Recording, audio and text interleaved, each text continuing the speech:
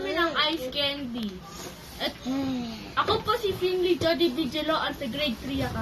Ako po si Madison Donga, BS Plana, grade 3 na lang. Ito po yung mga gagamitin namin. Plastic ng ice candy, kutsara, panel, measure cup, at saka lagyanan. Ito po ay mga ingredients, water, sugar, milk, Milo. First Step, paghaluin po natin yung mga ingredients. Asukal,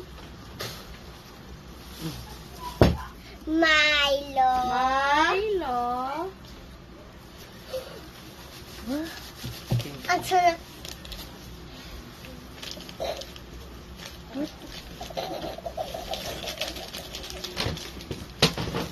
Milk, milk, tsaka tubig. ay, natap. Dandan.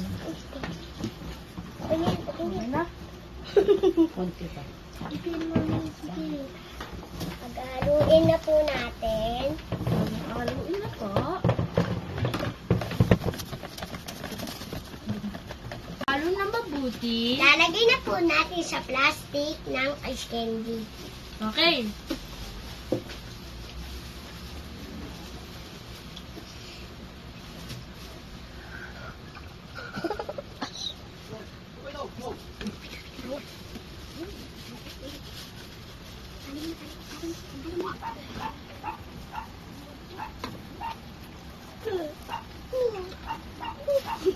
Tama na ganyan. Pagkatapos po natin na ganito, lalagay na po natin sa freezer.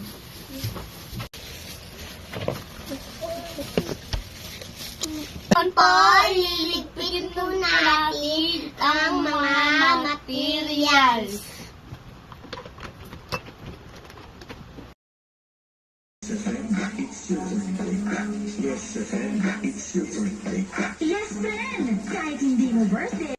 After 3 hours in the freezer, it releases heat energy and the ice candy mixture we made turns into a solid form. This process by which a substance changes from a liquid to solid is called freezing. Now let's enjoy our ice candy before it melts. Performance task in science. Thank you for watching.